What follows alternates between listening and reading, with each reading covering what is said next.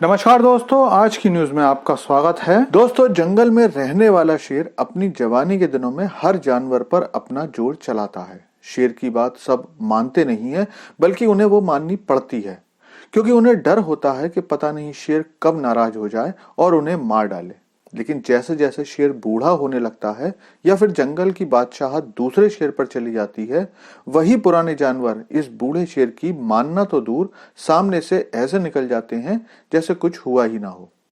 लेकिन इस जंगल की कहानी को आज बताने की असली वजह क्या है? तो दोस्तों, इस कहानी की सारी बात जब मैं आपको बताऊंगा तो आप खुद समझ जाओगे। बस आपको करना इतना है कि इस शेर की जगह दुनिया की एकमात्र महाशक्ति अमेरिका को रख दीजिए। लेकिन ऐसा क्या हुआ कि अमेरिका को बूढ़ा शेर समझकर, उससे डर कर उसकी हाँ में हाँ मिलाने वाले देश आज अमेरिका को कोई भाव नहीं दे रहे? तो चलिए मैं आपको सारी बात बताता हूँ। लेकिन उससे पहले आपसे रिक्वेस्ट है कि चैनल को सब्सक्राइब कर लीजिए, क्योंकि यहाँ आपको डिफेंस, फाइनेंस और फॉरेन पॉलिसी पर वीडियोस रोज मिलते हैं। तो दोस्तों, एक समय था जब अमेरिका जिसे चाहे, जहां चाहे और जैसा चाहे कह देता था और कर भी देता था। इसका उदाहरण लीबिया, इराक, अफगानिस्तान और हाल फिलहाल में यूक्रेन है। लेकिन कोविड के बाद हालात बदल गए हैं और खुद अमेरिका के पिछलग्गू देश अमेरिका को साफ साफ ना कहना शुरू कर चुके हैं। चलिए जानते हैं सारी बात क्या है। तो दोस्तों, आप जानते ही हो कि पिछले दिनों में इजराइल द्वारा जारी लगातार हवाई हमलों और जमीनी हमले से नाराज यमन के हूती विद्रोहियों ने रेड सी से जाने वाले जहाजों पर हमला करना शुरू कर दिया। पहले तो ये हमले यह कहकर शुरू किए गए कि जिन जहाजों पर इजराइल का झंडा लगा होगा उन्हें निशाना बनाया जाएगा।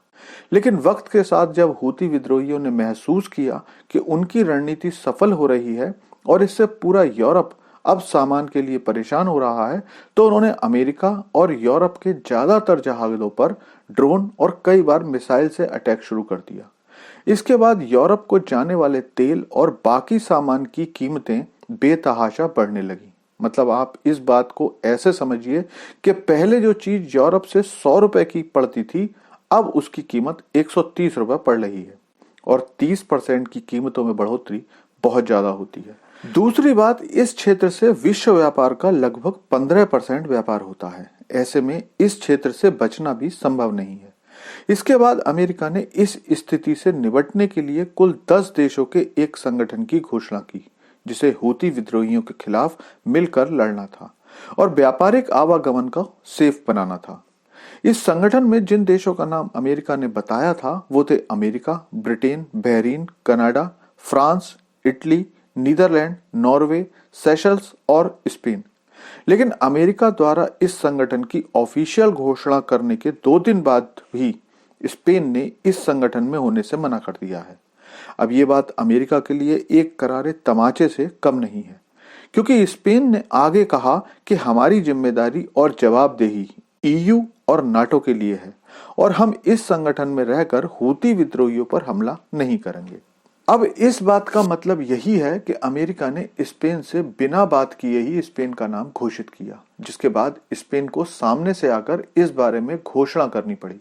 लेकिन इससे भी बड़ा झटका तो अमेरिका को ऑस्ट्रेलिया ने दिया है, क्योंकि ऑस्ट्रेलिया ने उन देशों में सम्मिलित है जो अमेरिका की हर बात में हाँ जी करने वाले हैं। इनमें कनाडा, ब्रिटेन, ऑस्ट्रेलिया, फ्रांस प्रमुख हैं और अब खबर आ रही है कि अमेरिका ने ऑस्ट्रेलिया से इस संगठन में रहने के लिए कहा था, लेकिन ऑस्ट्रेलिया ने अमेरिका से साफ मना कर दिया। अगर मैं आपको बताऊं तो मेरी जानकारी में ऐसे मौके बहुत कम आते हैं जब ऑस्ट्रेलिया अमेरिका की किसी भी बात को मना कर दे। लेकिन क्या करें, मैंने शुरू में ही आपको बताया कि शेर जब बूढ़ा हो जाता है तो फिर छोटे छोटे जानवर भी उसकी इज्जत नहीं करते, और यही अब अमेरिका के साथ हो रहा है। लेकिन अब आप कमेंट करके बताइए कि आखिर क्यों पूरी दुनिया के देश अमेरिका को वो इज्जत नहीं देते जो अब से 20 साल पहले देते थे। Thanks for watching video.